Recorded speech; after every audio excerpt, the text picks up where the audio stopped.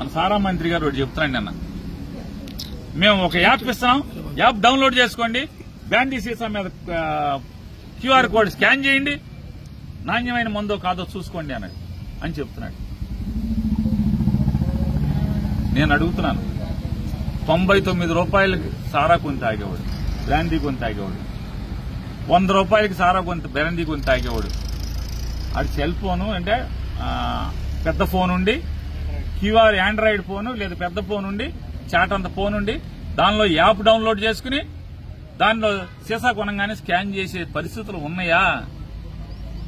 ఇప్పుడు ఈ స్టేట్మెంట్లు ఇచ్చిన వాళ్ళు, క్యూఆర్ కోడ్ పెట్టిన వాళ్ళు అయితే వాళ్ళకి పెద్ద ఫోన్లు ఉంటాయి, ఐఫోన్లు ఉంటాయి, 4 ఫోన్లు ఉంటాయి, స్కాన్ చేసుకుంటారు, మీరు తాగేది నాణ్యమైందో కాదో తాగుతారు. కానీ రోజు కూలీనాలీ చేసుకునేవాడు, కోట్ల మంది ప్రజలు మీరిచ్చే 99 రూపాయలు సారాని కొనుక్కుని క్యూఆర్ కోడ్ స్కాన్ చేయాలా? ఇది జరుగుద్దా? అంటే మీ వల్ల చేత కాదు, మీరు పట్టుకోరు, మీరు ఆపలేరు, ప్రజలే పట్టుకోవాలి. అయ్యా మద్యపాన ప్రియులారా, ఈ ఆంధ్రప్రదేశ్ రాష్ట్రంలో ఉంటుంది మద్యపాన ప్రియులారా, ఎందుకైనా మంచిది బతికుంటే బలుసాకు తినచ్చు. భార్యా పిల్లలు ఉన్నారు మనకి, మద్యం తాగడం మంచిది కాదు, తాగబాకండి. కానీ మీరు తాగలేని పరిస్థితిలో, అంటే ఆపలేని పరిస్థితిలో ఉన్నారు, తాగకుండా ఉండలేని పరిస్థితిలో ఉన్నారు. వెళ్ళినప్పుడు మాత్రం అది బెల్ట్ షాపా? ఎందుకంటే ఊరంతా సారానే. బందర్ల మధ్య మా మంత్రి గారు ఉన్నాడు, బందర్ ఎమ్మెల్యే గారు, ఆయనకి ఆయన సలహాదారుడు ఉంటాడు ఆ సమాధుల దొడ్డి దగ్గర.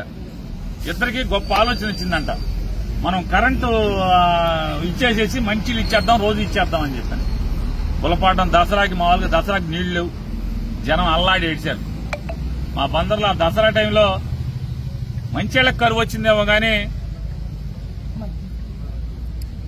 మద్యానికి అంటే మందుకు మాత్రం కరువు లేదు. శుభ్రంగా ఇంటి పక్కనే మందు, దొడ్లో మందు, వెనక దొడ్డు గుమ్మ వైపు మందు, ఈది గుమ్మ వైపు మందు, పక్కింటి వైపు మందు, ఎక్కడ ఖాళీ దొరికితే, ఎక్కడ బడ్డీ కూడా దొరికితే అక్కడల్లా మందు. ఇంత విచ్చలవిడిగా అందుబాటులో ఉన్నప్పుడు మీరు ఇబ్బంది పడటం అంటే నాలుగు లాగేయటం కరెక్టే. ఎందుకంటే పక్కనే దొరుకుతుంది కదా, దూరంగా అయితే వెళ్ళి తెచ్చుకోవాలి, పక్కనే దొరుకుతుంది కాబట్టి నాలుగు లాగేసేటువంటి పరిస్థితులు ఉంటాయి. అంటే రమ్మని పిలుస్తూ ఉంటుంది. మామూలుగా వెనకడికి ఎన్టీ రామారావు తెలుగుదేశం ఎందుకు పెట్టాడు, తెలుగుదేశం పిలుస్తుంది రా కదలరా అన్నాడు. వీళ్ళే ఉన్నారు బ్యాన్ తీసి మీ ఇంటి పక్క పెట్టాం రా కదలరా అన్నారు. వీళ్ళు కొల్లురైందా చంద్రబాబు కలిసి, అంటే రామారావు పార్టీని ఎక్కడికి తీసుకొచ్చారు చూడండి. వీళ్ళు ప్రజలకు కోరుకునేది ఒకటే, అయ్యా మీరు కొంటే కొన్నారు బ్యాన్ దీన్ని, కాస్త ఒక మూతడు వాసన చూడండి, సీసాన్ని తెరిపారా చూడండి, వాసన చూడండి, ఇంత నీళ్ళలో కలుపుకుని నోట్లో పోసుకుని బాగోపోతే అంటే రుచి తేడా ఉంటే సీసా పారేయండి. ప్రాణాల మీదకి ఎందుకు తెచ్చుకుంటారు? జాగ్రత్త అయ్యా.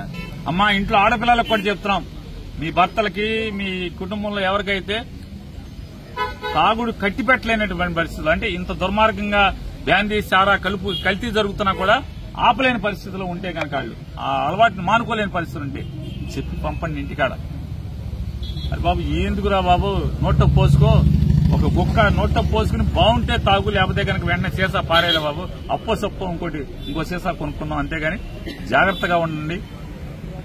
మందు కొన్నప్పుడు చూసుకోండి, మందు నోట్లో పోసుకుని రుచి చూసాక మాత్రమే మిగతాది ఖాళీ చేయండి అని చెప్పని మందు బాబులందరికీ, మందు ప్రియులందరికీ కూడా విజ్ఞప్తి చేస్తుంది.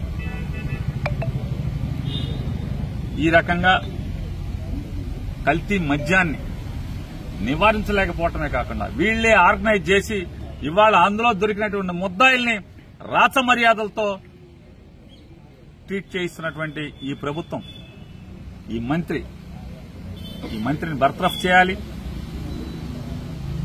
ఈ ప్రభుత్వం కూడా ఖచ్చితంగా పాలించడానికి అర్హత లేనటువంటి ప్రభుత్వం. ప్రజల చేత ఓట్లు వేయించుకుని అందరినీ ద్రోహం చేశారు. ఆఖరికి బ్యాండీ వాళ్ళను కూడా, తాగుబోతులను కూడా ద్రోహం చేసినటువంటి ఇటువంటి దిక్కుమాలిన ప్రభుత్వం ఈ దేశంలో ఎక్కడా ఉండదు. ఎక్సైజ్ అధికారులకి, గవర్నమెంట్ నడిపేవాళ్లు, ఏలేవాళ్లు పచ్చి పాపాత్ములుగా ఉన్నారు. ఇవాళ పట్టుకున్నది కూడా ఎక్సైజ్ వాళ్లే పట్టుకున్నారు. కాబట్టి మీ అంతరాత్మ ప్రబోధం ప్రకారం ఎన్ని ఒత్తిళ్లున్నా ఈ ఊళ్ళో కాదు ఇంకో ఊళ్ళో ఉద్యోగం చేసుకుంటాం. అంతేగాని కళ్లు మూసుకు కూర్చోబాకండి, జనం చచ్చిపోతారు. ఇవాళ ప్రజలు కట్టిన పన్నులతో మీకు వచ్చేటువంటి శాలరీ గాని హోదా కాబట్టి ప్రజల పక్షాన మీరు పనిచేసి ధర్మంగా ఇప్పుడు ఎక్కడెక్కడైతే పట్టుకుంటున్నారో అలా ఎక్కడైనా తోలు తీయండి. ఈ సొల్లు రవీంద్ర చెప్పినా కూడా తోలు తీయండి, బెల్టులు కట్టి పెట్టండి, షాపులో మాత్రమే అమ్మేలాగా. ఎందుకంటే ఈ సీసా ఎవడమ్మాడో రేపు ఎవడు కూడా బాధ్యత వహించడు. బెల్ట్ దగ్గర దొంగ బ్రాంతి అమ్మితే ఎవడ బాధ్యత వహిస్తాడు? చేతులు కడుక్కుంటాక అందరూ. షాపులో అమ్మితే పలానా షాపులో కొనుక్కున్నాడు, మా ఆయన కొనుక్కొచ్చి పడిపోయాడు, తాగి చచ్చిపోయాడని చెప్పని మనం పట్టుకుంటాకైనా ఆధారం ఉంటుంది. కాబట్టి తక్షణమే బెల్ట్ షాపులు రైడ్ చేయాలి, బెల్ట్ షాపులు నిర్మూలన చేయాలి. ఈ బ్రాంతి కల్తీతో మంచితో తెలియని పరిస్థితిలో ఇవాళ రాష్ట్రం అంతా కూడా కలుషితం అయిపోయింది. కాబట్టి షాపుల్లో మాత్రమే, బారుల్లో మాత్రమే బ్రాంతి అమ్మేలాగా గట్టి చర్యలు తీసుకోవాలని చెప్పని ఎక్కడ మంత్రులు చెప్పినా ఎమ్మెల్యేలు చెప్పినా ఈ జిల్లాలో తప్పుడు బ్రాంతి తప్పుడు నడత నడుస్తున్న వాళ్ళందరినీ కూడా బెండు తీయమని చెప్పని ఎక్సైజ్ అధికారుల్ని కోరుకుంటాకు వచ్చాం.